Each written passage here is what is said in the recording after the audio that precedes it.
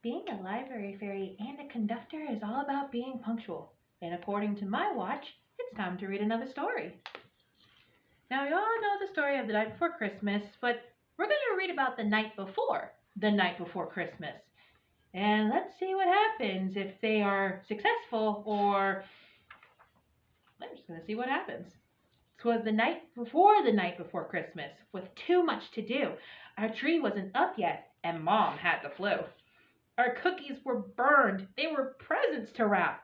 Mom sniffled, "What I need is a long winter's nap." But instead, we drove miles to go get our tree. Last week, there were millions. Now there were 3. Dad tied the tree to our car. "This will just have to do." Mom nodded glumly and sneezed. We dragged in our tree through the front door. It dropped half its needles all over the floor. Just then, Patrick pointed to something quite shocking. Oh no, there were holes in everyone's stocking. Instead, we hung socks by the chimney with care. I hoped that St. Nick would fill up my spare. Things will get better, I thought, as I crawled into bed. Maybe visions of sugar plums will dance in my head. Instead, I lay wondering, gazing up at the moon. What on earth is a sugar plum? Is it a candy or a prune? Early the next morning, I woke from a dream. "Be careful, Harold," I heard my mom scream.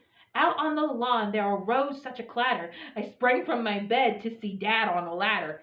He was stringing up lights on the rooftop and gutters, outlining the railings, the windows, and shutters. When he plugged in the cord, not a single light lit. Did we have extra bulbs?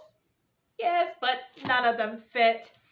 So off to the mall our family did drive. When Dad saw the crowds, he gasped, "Sakes alive!" We searched every store. All the lights were sold out. But I found something for Grandpa, Silly Gilly the trout.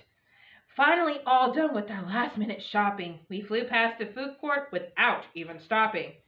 "But I want to see Santa," Patrick said with a whine. We pushed through the crowd. Wow, what a line! It wrapped round the counters and down the first floor, then wound through the kids' clothing and out the front door. After waiting for hours, at last our big chance. Santa roared, "Ho, ho, ho!" Then Pat wet his pants.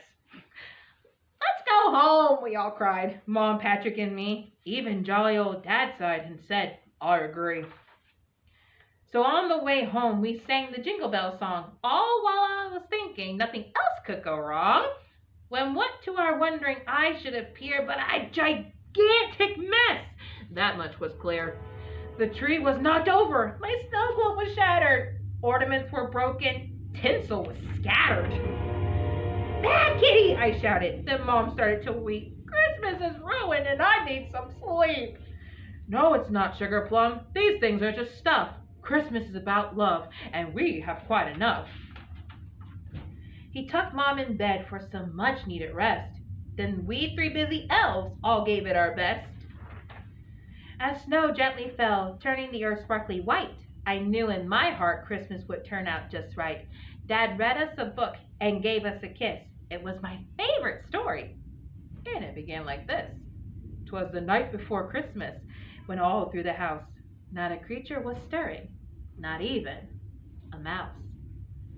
We are almost time. Christmas is almost near. So Merry Christmas and Happy Holidays from your Jamerson Library family.